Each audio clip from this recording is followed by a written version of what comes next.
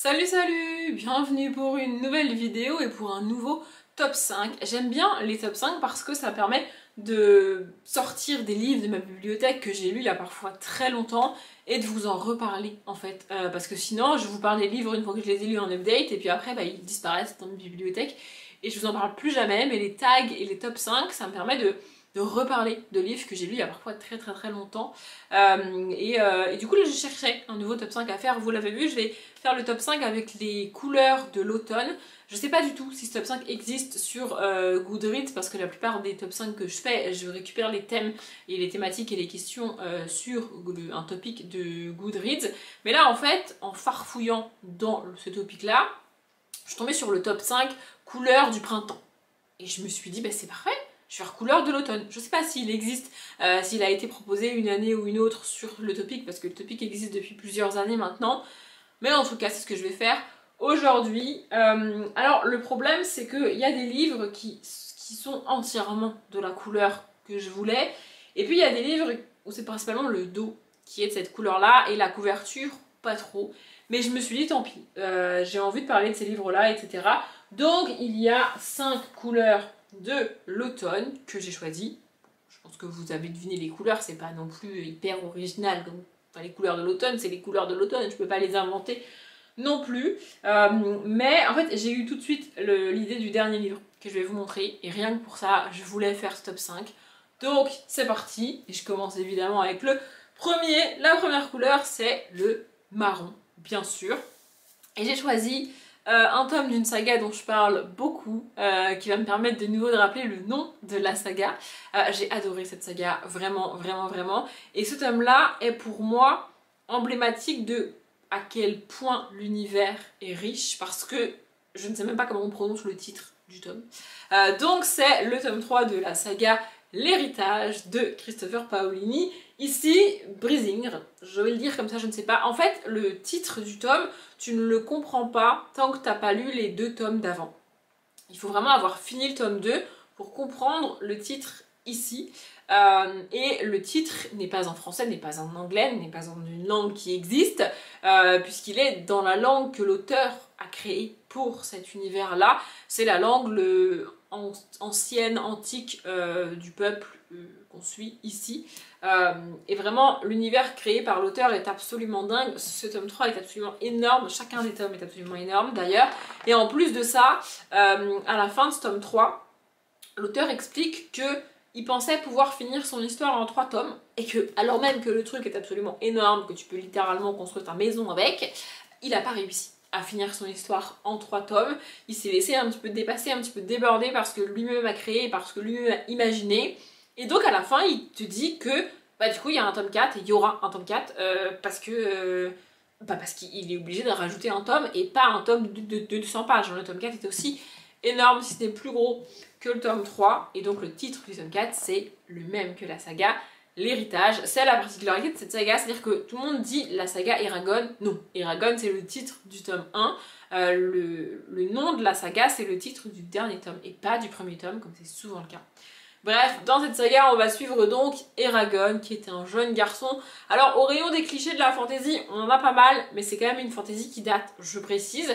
Donc on va suivre Eragon, qui est le fils adoptif du forgeron du village. Oui, bah écoutez, on est en fantasy, c'est comme ça. Et au début du tome 1, Eragon va chasser, se balader sur...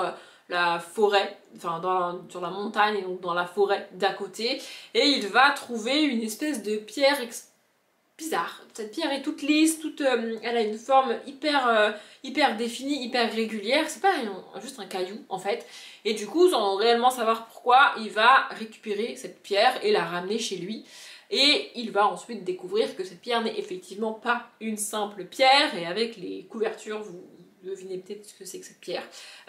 Sauf que cette pierre-là n'est pas tout à fait arrivée par hasard près de lui et devant lui, et qu'il va se rendre compte que non seulement il faut fuir à cause de la pierre et la protéger, mais en plus il est l'une des rares personnes à pouvoir le faire. avec cette pierre-là en particulier. Et donc on va suivre tout un univers créé par l'auteur, on est en fantasy, donc on a des forgerons, on est à un temps avec des chevaux, etc. Il y a un roi, il y a des mages, il y a de la magie, il y a des elfes, il y a des nains, il me semble même, et il y a des créatures qui rappellent très très fortement les créatures créées par Tolkien. Pour moi, il est impossible que l'auteur nie s'être inspiré du Seigneur des Anneaux pour certaines des créatures qu'il a créées ici. Parce que moi j'ai lu Eragon avant de lire Le Seigneur des Anneaux, et quand tu lis Le Seigneur des Anneaux, effectivement, il y a des créatures, c'est quasiment les mêmes. Enfin, genre, c'est pas les mêmes, mais ils ont le même mode de reproduction, le même mode de fonctionnement, donc ça peut pas être. Pas inspiré du Seigneur des Anneaux, mais c'est pas grave en soi de s'inspirer de l'une des plus grandes fantaisies qui soit. Je vais quand même arrêter de te parler de ce bouquin parce que franchement c'est quand même assez lourd à porter. Mais c'est l'une de mes sagas de fantasy jeunesse préférées. Je dirais que c'est plutôt de la jeunesse que du young adulte. Maintenant c'est pas de la jeunesse à lire à partir de 7 ans, qu'on soit clair. Voilà, je dirais c'est plutôt à partir de 12-13 ans, vous voyez. Mais voilà, c'est une saga absolument géniale. D'ailleurs c'est marqué un peuple en lutte, des exploits héroïques, une épée mythique. La saga se poursuit. Vraiment suivre Eragon dans cet univers et dans cette saga, ça a juste été un plaisir à l'époque pour moi. Et je recommanderais encore et encore cette saga. Avec le livre suivant, on va rentrer dans ce que je vous disais, c'est plutôt le dos qui a la couleur ici que la couverture. Mais avec cette couleur-là, je pouvais pas ne pas parler de cette autrice-là. Donc l'autrice c'est Agnès Le Digue, la couleur c'est le rouge et la plupart de ses livres ont un dos rouge comme ça. Il y en a qu'un qui est bleu, c'est mon préféré d'ailleurs, mais bref. Donc voilà, le dos est rouge, la couverture fait pas très automnale, on est d'accord. Mais le dos est rouge, donc j'ai choisi celui-ci. Et ici c'est dans le murmure des feuilles qui dansent. Agnès Le Digue a la capacité de créer des personnages tellement forts, tellement réalistes et d'entremêler leur destin. Vraiment ces bouquins sont absolument géniaux, j'adore Agnès Le Digue. Et ici on va suivre deux personnages, donc Anaël et Thomas, et le titre est tellement poétique et en fait le titre est tellement entremêlé à l'histoire que c'est juste magnifique en fait. Vraiment, ça parle de plusieurs feuilles différentes, ça parle de plusieurs personnages différents, de plusieurs destins. Et c'est extrêmement bouleversant. Je le fais quasiment jamais et pour être honnête, j'aime pas quand les personnes le font dans les vidéos. Mais là, je vais vous lire le résumé parce que j'ai trop peur de trop en dire et j'ai trop peur de mal vous dire les choses. Donc lire le résumé, c'est plus simple pour moi.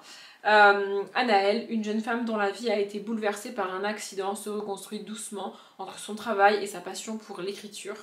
Thomas raconte des histoires merveilleuses d'arbres et de forêts pour mettre un peu de couleur dans la chambre d'hôpital de Simon, un garçon lumineux et tendre. Chacun se bat à sa manière contre la fatalité, mais est-ce vraiment le hasard qui va sceller leur destin? Donc ça c'est pour le résumé. Et ensuite on a un autre paragraphe. Dans ce nouveau roman, Agnès Le Digue noue une histoire simple et poignante où des âmes blessées donnent le meilleur d'elles-mêmes et nous rappellent dans une nature à la fois poétique et puissante que la vie est plus forte que tout. J'adore Agnès Le Digue, j'adore la plume d'Agnès Le Digue, j'adore la manière qu'elle a de construire des personnages qui n'ont a priori rien à voir les uns avec les autres et puis de littéralement tisser leur destin ensemble, de les rapprocher petit à petit au fil des pages, au fil des phrases. C'est vraiment hyper cool à lire, j'adore Agnès Le Digue, vraiment, vraiment, vraiment. C'était important pour moi de citer un de ses livres, même si ce n'est que le dos qui est rouge. C'est pas grave, j'adore Agnès Le Digue et il faut lire du Agnès Le Digue. Et je vous dis ça alors même que le contemporain, c'est pas mon truc. Mais avec Agnès Le Digue, c'est plus que du contemporain, c'est tellement plus que ça, que c'est génial en fait. La couleur suivante c'est donc le orange, et là c'est pareil, on a le dos et la quatrième de couverture qui sont très très orange, le devant un peu moins, mais pour le coup on reste dans des couleurs automnales. Je vous montre le dos, peut-être que vous avez reconnu. C'est donc les éditions VO de Harry Potter, et il se trouve que le tome 6 est orange. Je pouvais pas ne pas le citer, donc voilà, je vous montre. Avec Drago derrière et tout. Le tome 6 c'est mon préféré, donc c'est Harry Potter et le prince de sang mêlé de J.K. Rowling. J'adore le tome 6. J'ai relu la saga l'année dernière, l'année d'avant, non l'année d'avant je crois, je ne sais plus. Et pour moi le tome 6 c'est le mieux, je sais, le plus populaire de tous les tomes, c'est le tome 5 que tout le monde adore, mais moi j'adore le tome 6. J'aime le tome 6 parce que il a au minimum une double lecture, si ce n'est ou une triple lecture. C'est-à-dire que la première fois que tu le lis, tu comprends certaines choses, ça te permet d'avancer dans l'histoire. On est le tome 6, on est au tome 6, donc je vais pas vous résumer ce tome 6, je vais pas vous faire l'affront de vous résumer Harry Potter quand même, je pense que vous connaissez. Mais en fait, quand tu lis ce tome 6 pour la première fois, il s'ancre parfaitement dans la trame que l'autrice a créée. Et puis, quand tu finis la saga, tu comprends des choses, tu apprends des choses, tu réalises des choses qui font que quand tu vas relire le tome 6 en connaissant la fin, tu vas pas du tout le relire de la même manière. Les mêmes scènes et les mêmes détails que tu avais interprétés d'une certaine façon à la première lecture vont prendre tout leur sens à la deuxième lecture une fois que tu connais la fin. J'adore ce tome 6, vraiment, tout ce qu'il contient, tout ce qu'il révèle, tout ce qu'il apporte à la saga, c'est vraiment génial. Je sais pas comment elle a réussi à écrire un tome pareil avec un double sens aussi fort, et pourtant quand tu le lis la première fois tu ne vois pas tous ces doubles sens et toutes ces révélations cachées. C'est absolument génial, vraiment j'adore ce tome 6, je le trouve parfait. Voilà, c'est mon tome préféré. Et c'est dommage que ce soit le tome 6 parce que sinon je le relirais plus souvent. Mais j'ai un peu de mal à juste relire le tome 6 sans relire ceux d'avant. Et pour avoir déjà relu la saga, les tomes, à partir de la moitié du tome 3, c'est quand même très long et très difficile à lire. C'est très très lent et l'histoire avance pas des masses dans la fin du tome 3, dans tout le tome 4, dans tout le tome 5, non déplaise aux fans du tome 5. Mais ce tome 6, c'est vraiment un plaisir de lire. Vraiment, j'adore ce tome 6. C'est mon tome préféré de la saga, c'est mon film préféré aussi. Et en fait, rien que pour ce tome 6, ça vaut le coup de galérer avec les tomes d'avant. Donc voilà. La couleur suivante, c'est le jaune, et j'ai pas vraiment... En fait, le but de ces tops là, c'est de correspondre, enfin de faire un top avec un thème, donc ici les couleurs de l'automne, mais c'est aussi de parler de livres dont j'ai vraiment envie de reparler, vous voyez. Et en livre jaune, il n'y en a pas tant que ça dont j'avais vraiment envie de reparler. Donc je me suis dit que celui-ci c'était pas si mal, on n'est pas sur un jaune pétant mais on est quand même sur une sorte de jaune. Et oui, c'est un Gaël Carriger, ça fait longtemps que j'ai pas parlé de Gaël Carriger. Donc ici c'est le tome 4 du pensionnat de Mademoiselle Géraldine, donc artifice et arbalète. J'adore Gaël Carriger. Vraiment, le protectorat de l'ombrelle c'est trop cool, le pensionnat de Mademoiselle Géraldine c'est trop cool. Et j'ai perdu le tome de sa troisième saga mais c'est aussi trop cool. Le protocole de la crème anglaise, c'est ça le titre de la troisième saga. Vraiment, c'est des sagas à la fois indépendantes les unes des autres et en même temps qui se passent dans le même univers. La première qu'elle a écrite, c'est le protectorat de l'ombrelle. Ici, c'est la deuxième qu'elle a écrite, donc le pensionnat de Mademoiselle Géraldine, qui se passe quelque chose comme 30 ou 40 ans avant le protectorat de l'ombrelle, donc on peut lire de manière indépendante, mais dans les univers de Gaël Carriger, donc ça se passe dans les années, je dirais fin 1700, courant 1800 à Londres. Donc on a tout ce protocole, donc avec les grandes robes, les balles, les coiffures, le maquillage, le fait qu'il faut se marier hyper tôt, que la pureté des femmes notamment est absolument... c'est l'importance même, vous voyez, que le summum de la sexitude, c'est de montrer ses chevilles. Vous voyez, on est à ce genre d'époque-là. Et en même temps, les univers de Gaël Carriger, mettent en scène des loups-garous, des vampires. Donc, même s'il y a 30 ou 40 ans entre les deux sagas, il y a des personnages qui n'ont littéralement pas bougé, qui n'ont pas vieilli et qu'on va retrouver exactement de la même manière. Donc, c'est quand même un petit peu mieux de les lire dans l'ordre.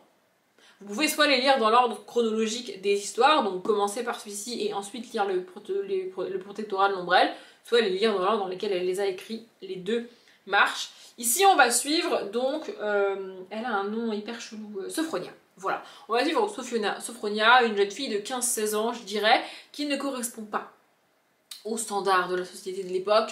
On est sur une jeune fille hyper indépendante, un petit peu effrontée, qui ne veut pas respecter tous ces protocoles, qui ne veut pas se marier alors qu'elle est en âge de se marier, qu'elle est même presque trop vieille pour se marier.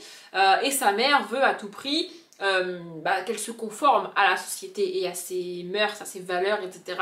Et donc, sa mère va l'envoyer dans le pensionnat de Mademoiselle Géraldine. Écoutez bien, c'est un pensionnat qui se trouve sur un ballon dirigeable.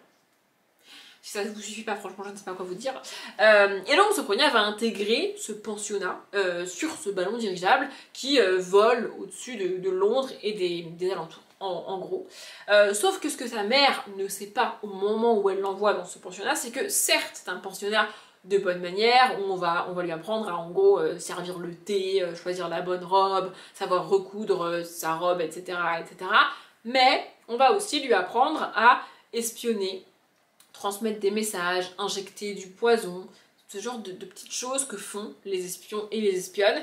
Et on va principalement lui apprendre à utiliser son statut de femme parce que en tant que femme dans la société, dans les bals organisés, les soirées, etc., elle ne doit pas se faire remarquer. Son but c'est de se comporter comme la société attend qu'elle se comporte et donc comme ça elle se fait remarquer. Vous voyez, comme elle fait exactement ce qu'il faut au moment où il le faut, bah, personne ne le remarque. Par contre si tu fais ce qu'il faut pas, là on le remarque. Donc on lui apprend à se conformer à cette société à laquelle elle ne veut pas du tout se conformer pour pouvoir voler des petits objets, transmettre des informations, du poison, récupérer des petits messages, etc.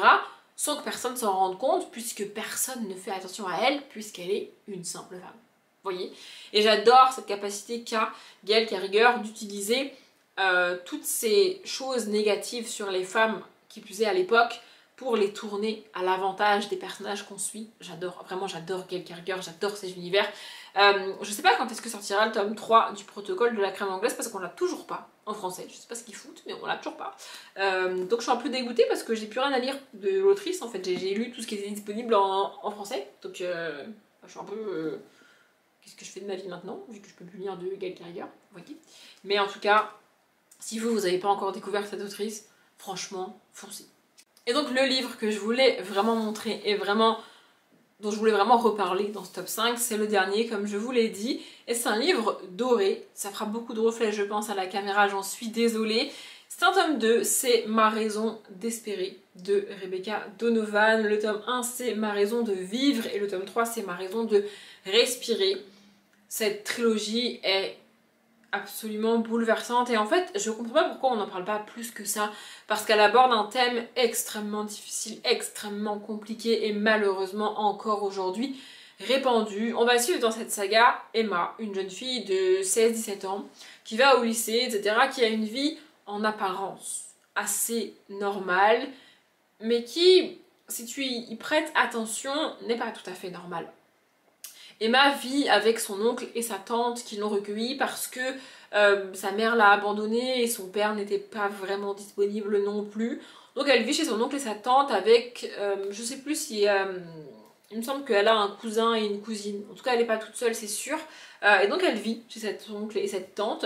Mais elle va au lycée et puis elle rentre, elle ne reste pas, elle ne fait pas d'activité après les cours, elle ne peut pas aller chez ses copains le week-end, elle ne peut pas sortir le soir. Et en fait, au début tu te dis juste, bon bah elle a des parents un petit peu stricts, enfin un oncle et une tante un petit peu stricts, ok tu vois, mais plus tu vas avancer dans l'histoire et plus tu vas prendre la peine pour les proches d'Emma, je veux dire, de porter attention à réellement ce qu'elle dit, réellement ce qu'elle fait, réellement ce qui se passe, tu vas te rendre compte que c'est pas juste des parents stricts. Il y a bien plus que ça derrière, il y a un thème bien plus horrible que ça derrière. Et ce qui se passe une fois qu'Emma est rentrée chez elle, c'est pas juste on veut la protéger, c'est pas juste on veut l'empêcher de sortir, c'est on veut qu'elle reste là-bas, on veut qu'elle reste enfermée et elle subit des choses qu'elle n'a pas à subir en tant qu'adolescente. Cette trilogie est vraiment hyper touchante, hyper poignante et on va au fil de la saga et notamment dans ce tome 2 voir Emma prendre conscience elle-même de ce qui lui arrive, de ce qui se passe et que c'est pas normal. Et c'est même pas se rebeller contre tout ça, c'est juste essayer de modifier les choses, de mieux les vivre et de pouvoir avancer. Donc dans le tome 1 c'est ma raison de vivre et ici c'est ma raison d'espérer. Ça résume assez bien ce qui se passe dans les tomes. Vraiment c'est une saga que j'ai adorée, une trilogie que j'ai adorée. J'ai commencé à relire une saga par an. Peut-être qu'un jour je relirai celle-ci. On est sur du contemporain pur et je l'ai dit avec Agnès Ledig, le contemporain c'est pas vraiment mon truc à moi. Mais ici ici vraiment encore une fois c'est plus que du contemporain pour moi, c'est tellement bien écrit, c'est tellement bien construit, c'est tellement bien fait, en tout cas c'est le souvenir que j'en ai. Et encore une fois je comprends pas qu'on parle pas plus de cette saga parce qu'elle est d'utilité publique pour moi. Vraiment, il faut la lire, il faut la faire découvrir, il faut la partager avec un maximum de monde qui ont l'âge des personnages ou qui sont plus vieux. Mais vraiment c'est une très belle histoire et c'est une histoire nécessaire, vraiment. Je me suis peut-être un petit peu emballée et la vidéo est peut-être un peu plus longue que prévu, mais comme à chaque fois, hein, je parle de livres que j'ai adorés, donc forcément je peux pas faire court. J'espère que la vidéo vous a quand même plu. Je vais m'arrêter là. Comme d'habitude, je vous souhaite une bonne journée, un bon après-midi, un bon appétit ou une bonne nuit, et je vous dis à bientôt.